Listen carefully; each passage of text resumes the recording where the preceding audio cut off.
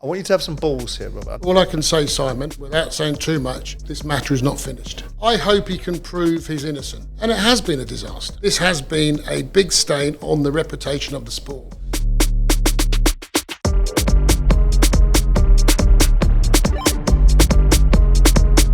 Welcome to Talk Boxing with Simon Jordan and Spencer Oliver. Episode 13. Unlucky for some, perhaps. A unique episode this week because we've got a special guest. The head of the British Boxing Board of the British Boxing Board of Control, Mr. Robert Smith. Welcome, Robert. Thank you very much for coming. Thank you for inviting me. Thank you. Nice to see you. Spencer, everything all right with you? Yep, everything's brilliant, Simon. I'm actually really looking forward to this one, actually. Yeah, Robert being our first guest, and it'd be interesting to see how this one goes. Well, look, Robert, obviously, you know, there's a lot to talk about in the boxing landscape and a lot of controversies, and I know that you think I refer to controversies and ignore what you guys do on a repeated basis. But it does veer into the territory of wanting to understand what people don't do as much as what they do. So from my point of view, I'd like to start the conversation, and I think it's probably the conversation that most people would like to hear, the Conor Benn fiasco, saga, debacle, set of circumstances. What we know about this situation is that Conor Benn has fallen foul of a series of VADA-initiated drug tests. So I suppose the first question out of the gate is, where are you guys in all of this? And when did you first know about the first failed drugs test that came in July? And my assumption, and there'll be a question in this in a second, my assumption is, and I think this is correct, and you may correct me if I'm wrong, is that the order, the chain of events is, the fighter takes a drugs test, and the people that get communicated with are the fighter, his manager, the British Boxing Board of Control, and the promoters. So with all that in mind, is that right? And going back to the original question, when did you guys first know about it? I can honestly say, Simon, this is possibly the most frustrating period of time with regard to anti-doping that I've ever dealt with. We knew relatively quickly the first test, and it was, as you say, it was July. And I knew in the morning, I forget the dates now. Within a couple of minutes, we had legal letters sent to us straight away. WBC were dealing with it. Obviously, it legal letters from who? From Ben's lawyers. Okay. At that time, it changed since. Telling you what? This is not a your test, this is a VADA test. Okay. So therefore, it's got nothing to do with you. Obviously, we didn't quite agree with that. It was gone to the WBC. I waited for the WBC to come back with some information with regard to what they were going to do. There was a lot of frustration with regard to how they could deal with it, and then we obviously got the second test. At that end of August, yeah. In August. September the 23rd, Yeah, you knew about it then, right? You know the dates better than I do. Then at that point, there was a proper issue because WBC couldn't get the information they required to deal with it. But after the second test, as far as I'm concerned, there was a major problem because there was nothing being dealt with. But at this time, Robert, you know, that you got letters from his lawyers saying that, you know, it was nothing to do with you because it was VADA testing, etc., etc. But he was still licensed at this time by the British Boxing Board of Control, so obviously it was completely to do with you. Well, absolutely. We disagreed with what was being told to us. Sure. But we needed the information as much as anybody else did. And it was the information we required was not forthcoming. And I really can't go any more into that. For whatever reasons, Mr. Benn's lawyers wouldn't give us the information. It's up to them and how they went a different route with regard to the board and UCAD. But we knew in July that there was an issue. We wanted an explanation. There's no explanation forthcoming.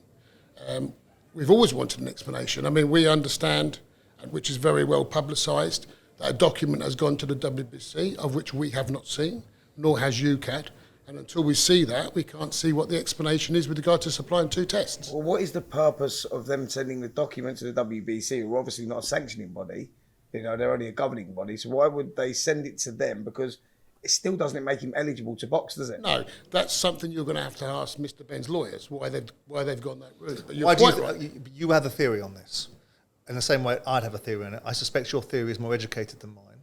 So what's your theory on why they would go around the back door, go to WBC as perhaps a building block to come back to you? Well, I can't give you the reasons why they've done that because they need to tell you or tell us. But you've got an opinion. However, I have a theory myself, tell us then. which I'm fairly no, I'm not going to go into that because there's obviously legal issues still going on. But obviously, I'm fairly confident that me and you have the same reasons or theory why they're doing it. But I don't work. I work for the board. I'm not the board. I'm not UCAD. The UCAD and the board. UCAD do all the testing for the Boxing Board of Control. We need to see. We have no explanation whatsoever why we have 2 positive tests. We'd like to know that. We'll come back around to that in a second. What's the order of hierarchy in this country for boxing? Is it promoter, boxer, media, and then the British Boxing Board of Control? No. Is that the order? No. Because that appears to be the order, because whilst you're suggesting that you're waiting for information, you decided, or it was decided, that the Court of Public Opinion was the best place for this on October the 5th. Is that right? And is it true that the newspapers got that leak from you? Well, first of all, I can say the leak did not come from me or the board. And if you want to ask the journalist who actually broke the story, Wraith, he will confirm that, because he's told me that. All right. Because you wouldn't have to tell if it wasn't you, would you? No. But he told me it wasn't. He told me it wasn't me, and it told me it wasn't the board, anybody member of the Board of Control. So I'm very satisfied with that. Where it come from, Simon, I have no idea. With regard to the hierarchy, anybody who boxes in this country has to be licensed. At that point, his license, we decided, because it wasn't the UCAD test, we decided the fight was not in the best interest of boxing. Now, it took a bit of time because of legal issues. Now, you've dealt in sport, you've dealt in business, you've dealt in sport. You know how legal issues are complicated. But what's changed, Robert, between a test in July that you don't like the look of, but you can't get much detail from Conor Benn and his team on, and the legal guys come down and try and shut you down and put you back in your box, which is disconcerting that you're the British Boxing Board of Control and someone can put you back in your box, in their view.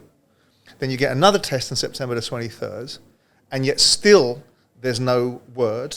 The promoters, I'm going to talk about the promoters in a second, and on the 5th of October, for some reason best known to man or beast, it finds its way into the public domain. Someone with an agenda's done that, and after that, you've decided to step in and step up and go, right, that'll do. No, we're not going to sanction this fight. I don't quite agree with you. Well, tell me why I'm wrong. No, because we made a decision, I forget the dates now, on the Tuesday night, and we made the promoter know this fight would not be sanctioned by the British Boxing Board of Control. Now, you're going to ask me about the promoters. That's the 4th. That's the 4th of October. How long did the Boxing Board know about the foul test before the fight was called off? Because the fight was called off.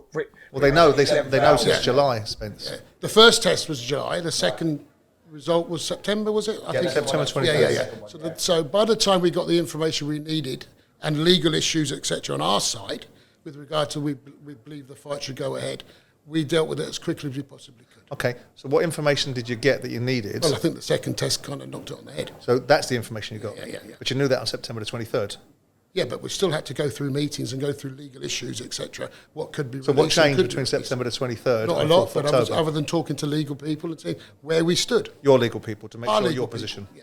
And what was the position of everyone else, like the parties that were involved, like Conor Benn's team, Chris Eubank's team, etc.?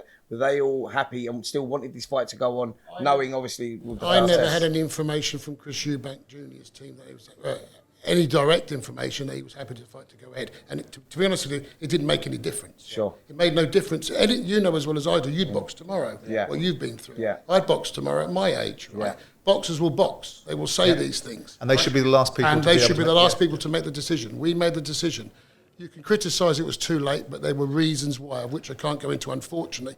And I'm very happy to come back in a year's or 6 months' time when it's all dealt with. When it's and go served through its the due whole process, process. Without the court of a public opinion, without the newspapers breaking this story, I know you're going to say yes possibly, but I'll put it to you anyway, would this fight have had the same reaction from you guys in terms of it breaks on the 5th, you're telling me that on the 4th you already made your mind up, they've got a problem anyway, it breaks on the 5th, the noise goes through the ceiling, on the 6th and the 7th you guys come to the table and say, right, that'll do. No, that made no difference at all. Made no difference at all. That fight, as far as on the meeting on a Tuesday night, which we finished quite late in the evening, the fight was off. As far as we're concerned, the fight was off. On the Wednesday morning, before 10 o'clock in the morning... Did you know this story was about to break? You must have known this story was about to break. Yeah, absolutely. Of course I did. Because the journalist came to you for comment. Well, all I can say to you is I had a telephone call from a journalist I didn't take. Right. I want you to have some balls here, Robert. I know you have because you're coming here and answering questions. I think the conduct of the promoters leaves a lot to be desired. I think they tried to get on a fight, knowing that a drugs test was failed, and they can dress it up as it wasn't passed, it was failed. These were drugs tests that were failed, right? That's the correct terminology, isn't it? Right? I think both Callie and Eddie tried to get this fight on. Whether they tried to use undue pressure on you guys is a different discussion, and possibly you won't answer.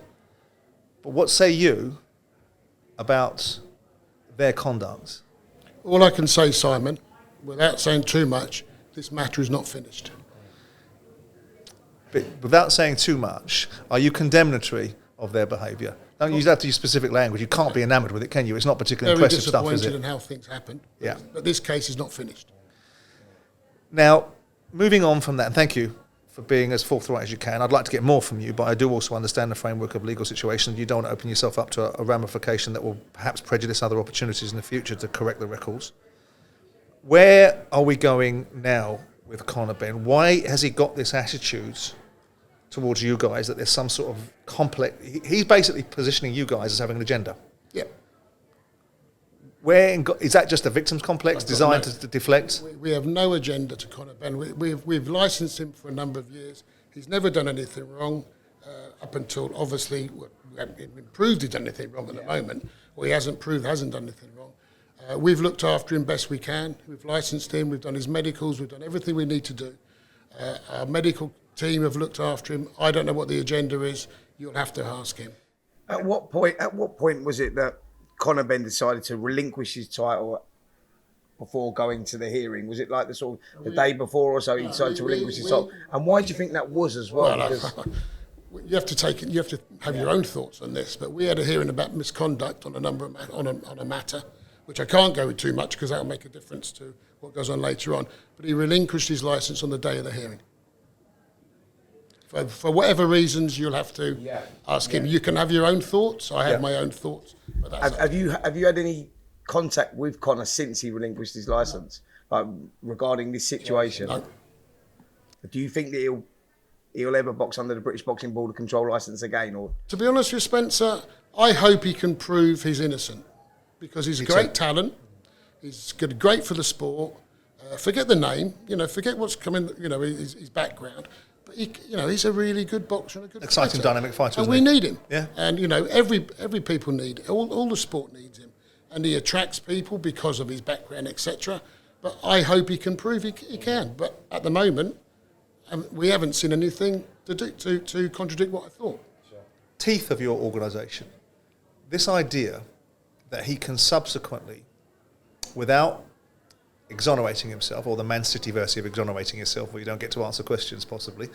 Have you got the teeth to stop him from fighting in this country? Because I think it's a natural extension of your authority that irrespective if he gets a licence from another commissioning body, that he shouldn't be able to fight on these isles whilst he hasn't satisfied the criteria that you set for someone to be licensed in this country. Simon, he will not box on one of our shows in this country until he proves his innocence. That doesn't matter. To us and to UKAD. UKAD act on our behalf. Right. So we take advice from UKAD. The difference between VADA and UKAD is VADA do a test but don't do any discipline. Do the outcomes, yeah. UKAD do the disciplinary matters, and we take on board because we've signed up to them. Like every other sport in the country, we sign up with them. He will not box here until he's proved there is an explanation. Just to clear this up, so he passed his UKAD tests, but it was the VADA test that he failed. But the UKAD will still take that on board. That he's of course, he's licensed by us at the time. He has to explain the reason. There may be a very valid explanation. We don't know. So if he gets a VADA license, say for instance, and he wants VADA's not. But if he goes to Nevada or something like that. But they won't. But you won't allow him. But that's what he's saying. No. You're saying categorically and explicitly and specifically, not while there's a hole in your backside of the British Boxing Board of Control's jurisdiction, he's going to fight on these isles. He won't until such a time as he's satisfied reasonable criteria that you're going to put down to him, which is UKAD's criteria, yes? Until he gives an explanation, and there could be a very valid explanation, and we mustn't say that there's no way we're going to do this, but we need an explanation what happened. UKAD will deal with the matter, if they have to deal with the matter. He will not box here. Forget him, anybody in the same situation will not box here, because we have to, even though you're a foreign boxer licensed by Nevada, we have to license them here for our insurance purposes. Yeah. So therefore, although we have a British Boxing Board of Control licence and you have a Nevada licence, we still have to issue, we don't physically issue a licence, we have to give approval for somebody. So if we have a medical issue, any other issue with regard to that, we have to be satisfied they can box. So the Derek Chisora, David Hayes situation that happened, they both were on suspensions then at that time from the British Boxing Board, and they boxed under the Luxembourg licence. But over here, that was a few years ago now. Yeah. But David didn't have a licence at the time, and Derek had his licence withdrawn. Yes, right, yeah. His behaviour with the Klitschko situation. Sure. This won't happen again with any European organisation. They brought in Luxembourg to run a show in this country. Yeah. All the EBU affiliated countries now won't allow that to happen. Unless we give permission. So that situation shouldn't happen again. Well, right. Listen, so the biggest problem we have in world boxing, is there's no world governing body, like FIFA or whatever. So every country looks after what itself. You wish for with that. Well, I know. Well, there you are then. So maybe we're not that bad. I don't know. But therefore it limits your ability to do things. I mean, you could start up a British Spencer Oliver Boxing Board of Control, because as I've mentioned before on Jim's show, I think it was. We're not a statutory body. There's no sport in this country it's a statutory body. So I think that's a good thing. Do you? I do think it's a good thing. It doesn't give you any legislative teeth. Doesn't give you. That's the only thing I would say is it doesn't maybe give you the power that we have now. Yeah. Right. But they will, like Nevada, or all the states in America are statutory bodies. Mm-hmm. But they bring in people like commissioners who are not boxing people. Yep. But they look after MMA, they look after all combat sports. We obviously don't. So there's either a good thing or a bad thing. I think what we've got is a good thing.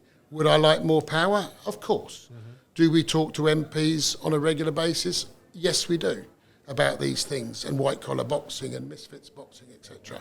Whether that makes any difference to what they're understanding, I don't know, but we are talking to them all the time. So it's a bit of a yes and a no. Would we like more power? Yes. Have we got enough power to deal with what we've got now? I believe we have, but things can always change. Because, I mean, again, I make the point that it feels, and you're going to say, well, you've just arrived on the scene, so wind your neck in. But you're a fan. You've been a fan for years. I'm a fan. I don't know as much as you guys, but I've tried to catch up with your knowledge, and you can't beat experience. I get that. But I also have an objective mind. I look at sport from a commercial and an invested emotional point of view. But it does feel, Robert, that there's an element of you guys looking like a little bit of a eunuch in this situation, in terms of you don't seem to be in control of the destiny. You seem to be being pushed around by promoters, lawyers, and ultimately fighters making allegations about the agenda of this governing body of sorts. I believe that boxing has a lot of challenges coming down the pike. I believe it has a lot of challenges about healthcare. Yep. With the other sports that are getting smashed about dementia and CTE, and boxing seems to be skating away from that. And I believe there needs to be a bigger picture joined up and thought about of how healthcare looks for boxers, and perhaps we can discuss that later on in the show, because I think it's an important evolution that the British Boxing Board of Control should be at the front of. When you look at the drug testing regimes, for want of a better expression, is there no appetite, desire to find a standardisation of outcome that means that we don't have to listen to this about a VADA test being superseded by a UCAD test, because the British Boxing Board of Control prefers UCAD, and we know why UCAD, because it provides an outcome and VADA does not, i.e. there's a process of investigation, arbitration, appeal and outcome, right? But is there no way that we can standardise it so we don't have to listen to... We know that Conor Benn, and I think this is right, goes into VADA because he wants to be ranked inside the top 15 of the WBC. And it becomes a mandatory obligation from a voluntary point of view, doesn't it? If you want to be ranked inside the top 15, you've got to have a VADA test. They dress it up as voluntary. Why would I take a VADA test if there's something wrong? It's voluntary. No, it's kind of mandatory if you want to be ranked inside the WBC top 15, and you do that for a reason. Is there no way that there can be some innovation and joining of the thought processes so that this nonsense becomes headed off at the pass, where arguments about different agencies providing same tests, one with an outcome that's got an appeal process and one without, that seems to muddy the water? Yeah. There's been communication between us, VADA and UCAD, a number of years ago. We deal with VADA more and more now, because when it first started, it was relatively minority of tests were being done, but now more and more, so therefore it's becoming more relevant. However, it only deals really with the WBC, or a promoter wants to do something extra, etc. We're very happy with that. But VADA and UKAD have spoken to each other. There is hopefully a possibility of being able to accept what each one is doing. That may need to change the rules somewhat. We may have to looked after this case, I don't know. But at the present time, they are an independent organisation. As you said, they've got no teeth, ultimately, because all they're doing is collecting stuff and giving a result. And then they say, right, thank you very much. There's a positive, off you go. Yep. Then it's up to us to do what we're going to do. Now, I remember when this first came up, they talked about that we didn't recognise VADA because of Billy Joe. If you remember, Billy Joe did that. Yeah. Well, that was a nasal spray exception, which was accepted by UKAD out of competition inside 48 hours. Absolutely right. Yeah, but it wasn't accepted by Massachusetts or whatever. So that's why the fight was off. So it's a completely different scenario altogether. But yes, there is certainly scope to have more agreement, and that's obviously so. And you know what it's like. Things are moving along quite nicely. Something blows up. You've got to look at it, and that's what we've got to look at. Absolutely. Well, you have to appreciate that the Conor Benn situation is such a big noise in boxing, and I'm a lover of boxing, and I want the sport to rise to a different level. I think it gets lots of challenges. Do you look at this and think that this is a stain on British boxing and on boxing full stop? I mean, I didn't like the fight anyway, if I'm entirely honest. That's fair enough. To be honest, I thought it had so much jeopardy attached with people coming down too many weights and too much background noise. It was a legacy fight trading off the back of their father's name. Yeah. And Conor Benn should have been looking to build his own career and fight other people like maybe Evan Easton and so on and so forth. But do you look at this and say, this is a stain on boxing that we really do need to wipe clean because it paints nobody in a good light? The fighters don't get painted in a good light. We've got fighters saying, well, I'll fight with that particular steroid, not that particular one, seeming to be one of the arguments. Promoters running around saying, I'll do this. Lawyers tying people up in knots, and the allegations are made about you, which you push back on. Do you think there really is a need to clean this particular matter up, to clean house, so that we don't continue with this stain that I've alluded to? I mean, I can tell you this last year has been possibly one of the most difficult that I've done in my time as General Secretary or my time with the board. Of course, we're a great sport.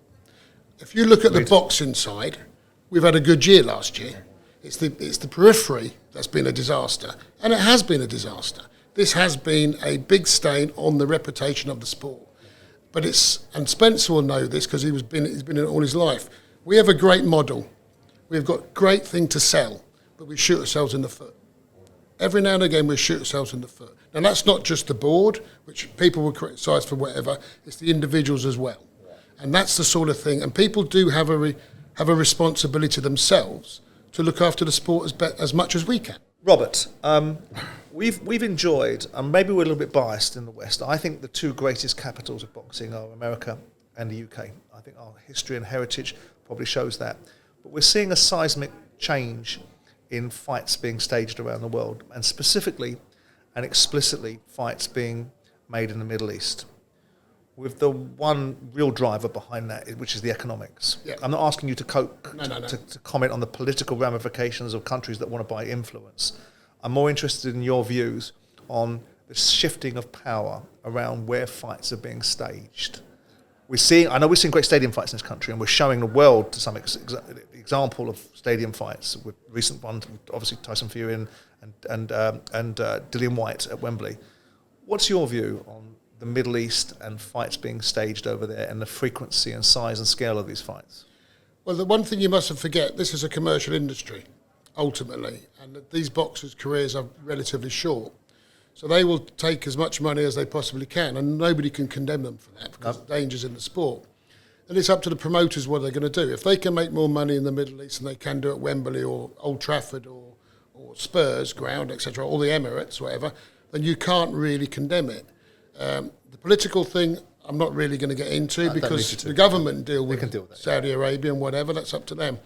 But on the front, as a boxing person, then I would like people to earn as much money as they can and get out as soon as possible. Because I've always been taught. My father was in the boxing industry, and boxing, what he used to tell me is like a big empty oil tanker going into port, filling up and getting out. And that's what we want to happen. So before, if any injuries occur, whatever.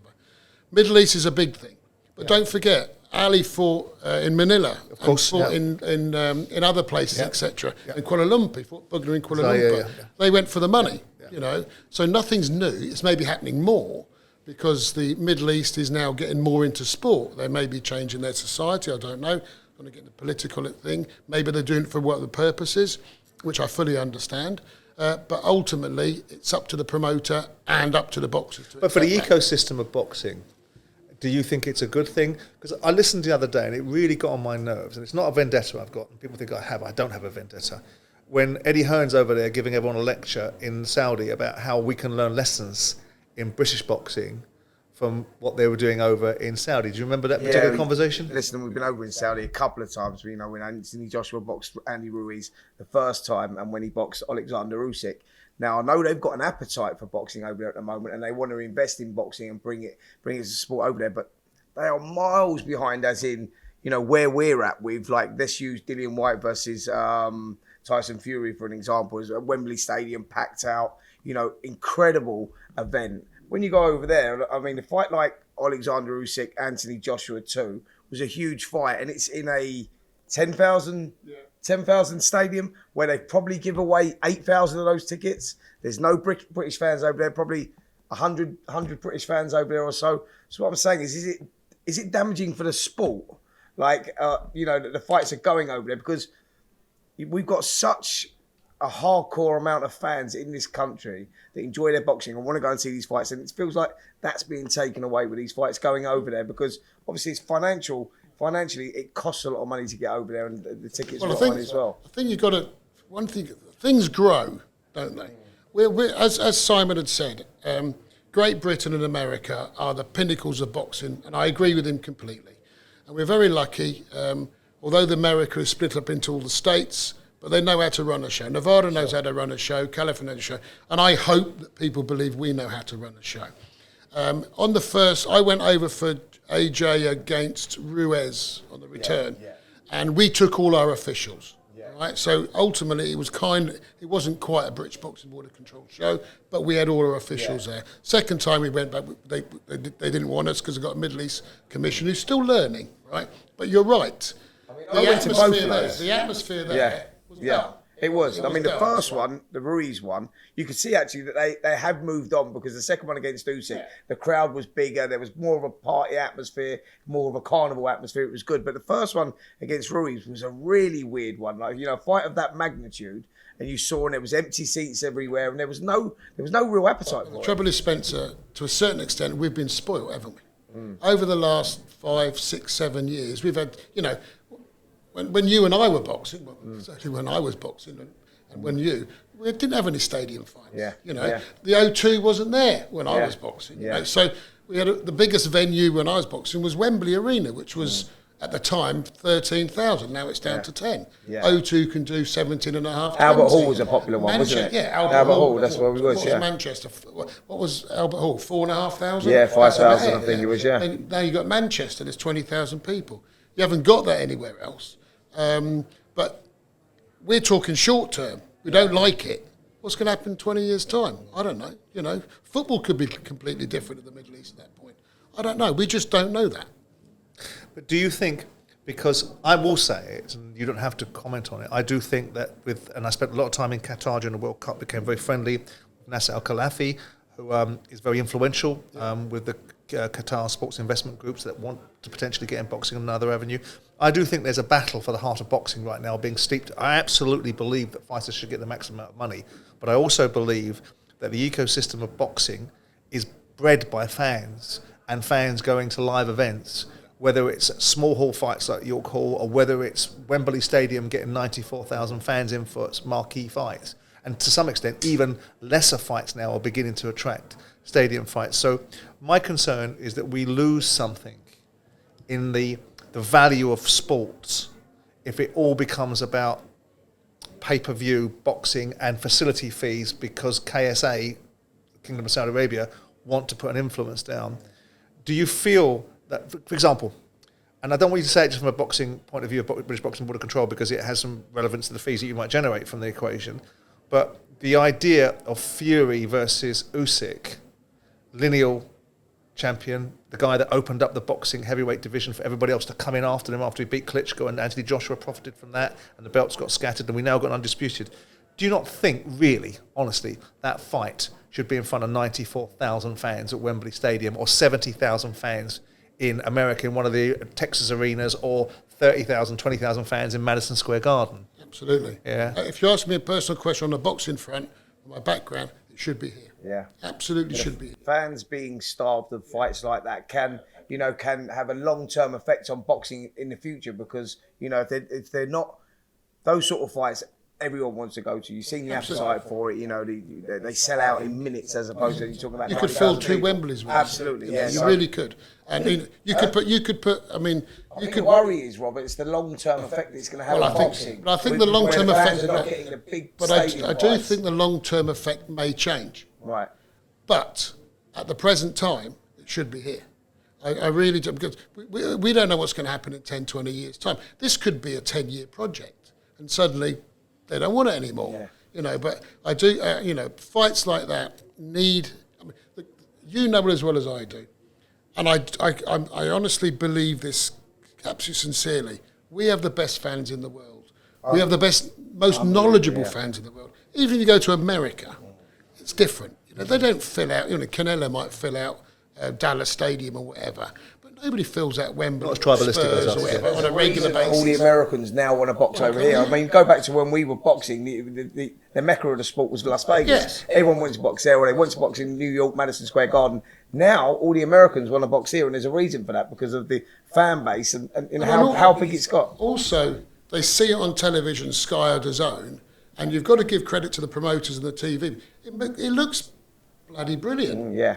The way you look at it, it looks really good, and it's run really well. And I do believe we've got the best promoters in the world, if not all the world. I mean, not all the promoters, but certainly good.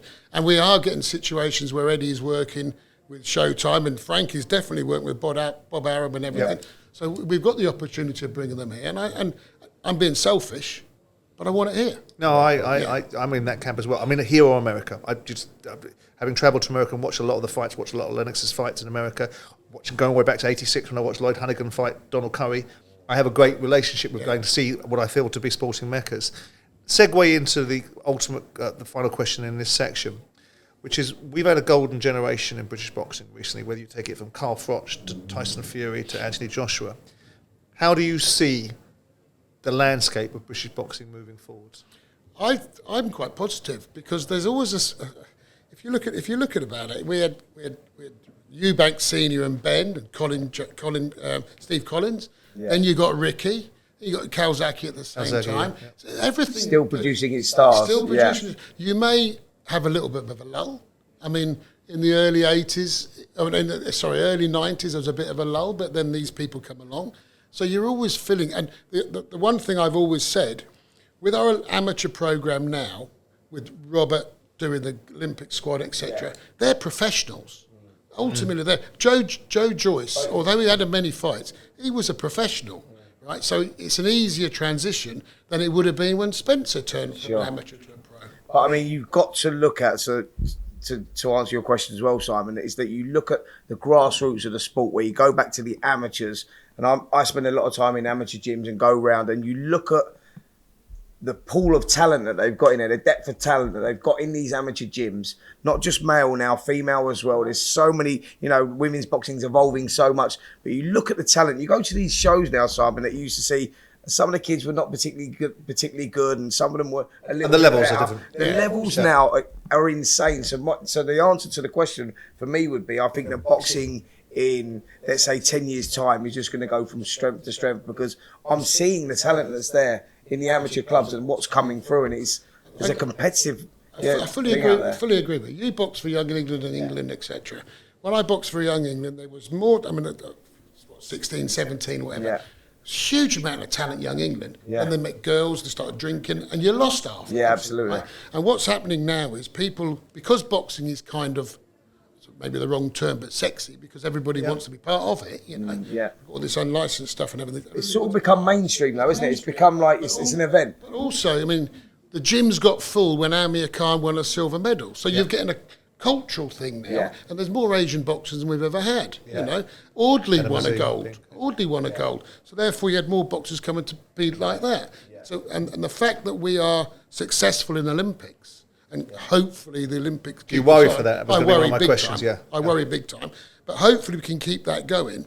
People will come in. These young kids have seen it on television. Yep. I think the biggest problem the sport, or maybe sport has, is we're not BBC, we're not ITV. And when we were younger, I mean, Yeah. you're Terrestrial TV. a bit younger than I am. A lot younger. But you watched. Not sure about that.